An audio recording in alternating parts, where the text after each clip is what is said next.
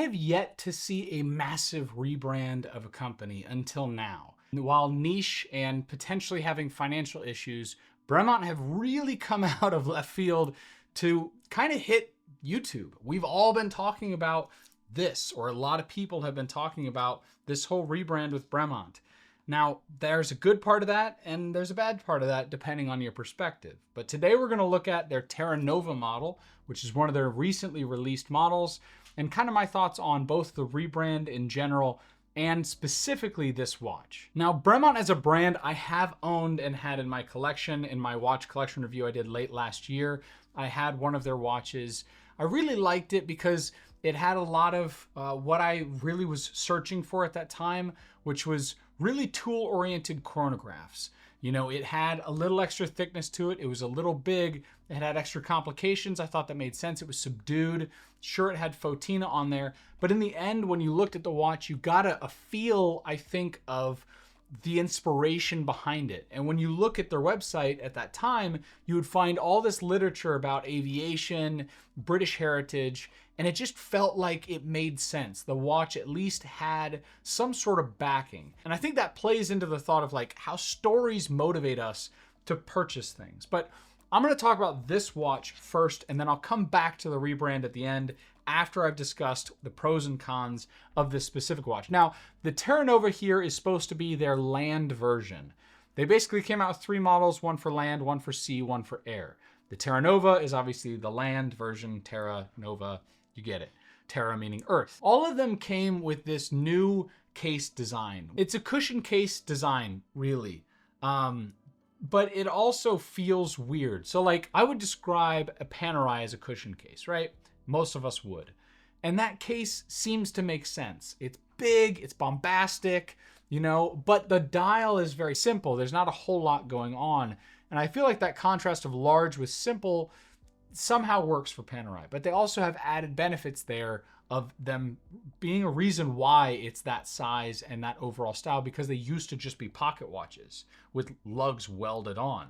This has no backstory as to why it is shaped this way, right? It just is. Okay, take that aside. Wearability. It wears relatively nice. I think the overall case construction, while I'll give you measurements on the screen, it's hard to use those measurements. The lug to lug, I guess, is the best indicator of how it actually wears. You can see it on my wrist. It wears pretty well, right? It is a little on the flat side. The lugs do curve a little bit down, but you can kind of see there that it hugs my wrist. I have a very flat top of my wrist though, so I guess it depends on wrist style, because everyone's wrist is different. How flat it is does play into that, but the lug to lug is a good indicator of whether or not it's going to fit you. It has an oversized crown on the right hand side, and when I say oversized, I mean oversized. This is one of the bigger crowns I've ever seen on a wristwatch. It looks almost like a crown for a pocket watch in its proportion, in its size. It has, I guess they would be applied Arabic numerals because they are a raised, looks like piece of loom, like Tudor's been doing on a lot of their watches, like their Pelagos line. It has like a black-brown dial where the light does change, I think, where you're looking at and how much reflection there is.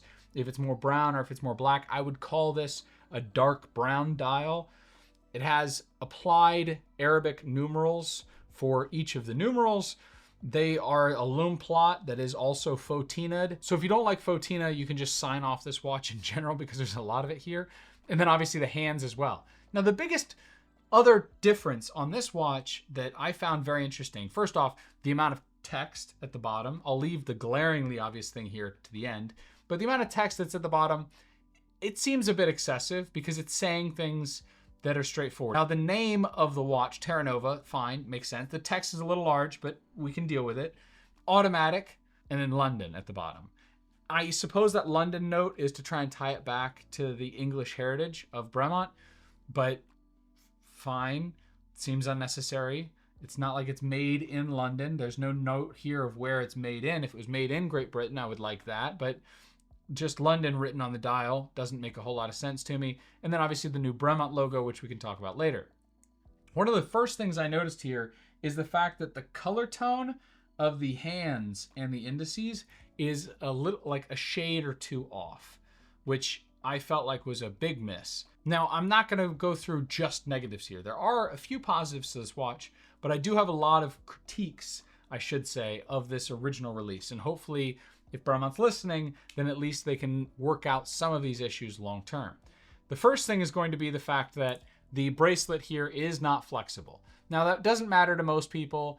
I don't think it matters, I guess, in the end to how it drapes around your wrist, but it feels very old as a result of it being so inflexible. It feels like a really stiff old bracelet. If you've seen a stiff old metal bracelet, you know what I'm talking about.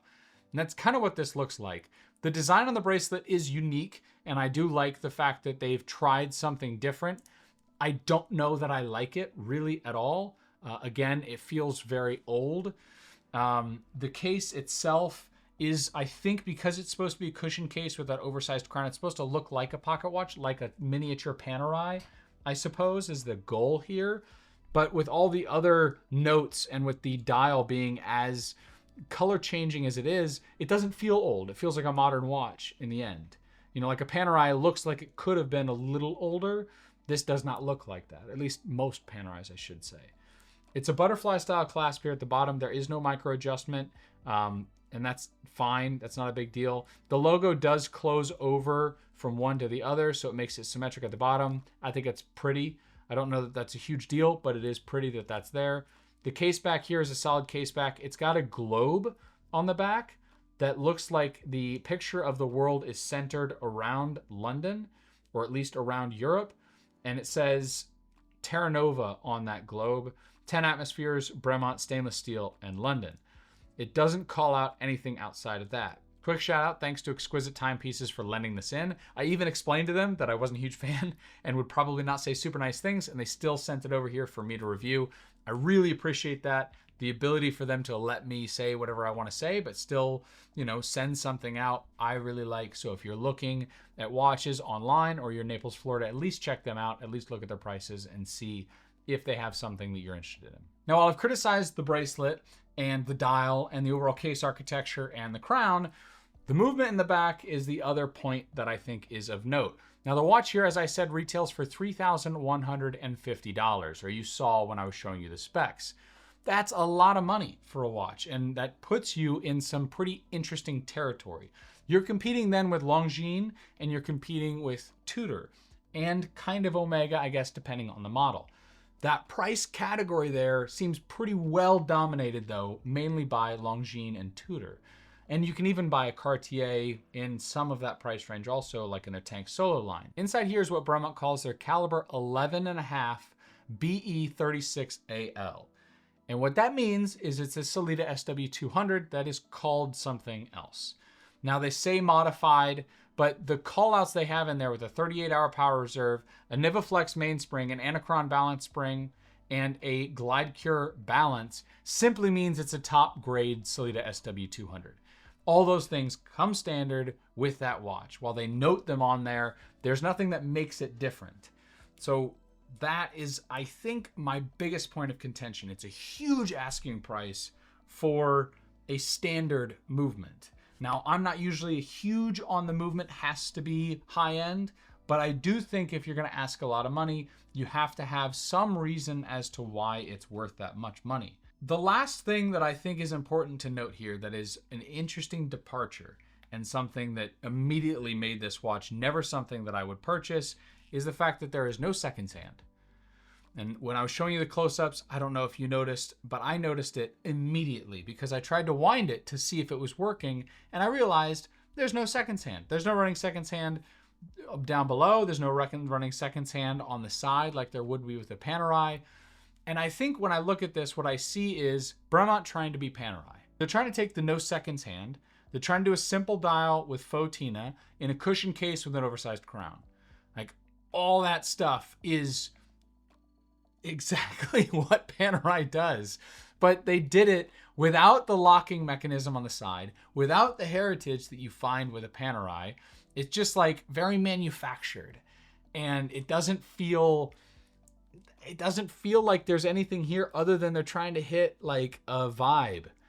And that's fine. You know, I guess you get that with micro brands too, where they're just trying to hit a specific vibe and they don't have a history or heritage behind it. But Bremont had at least a core concept that is entirely changed with this watch. So that leads into the branding part.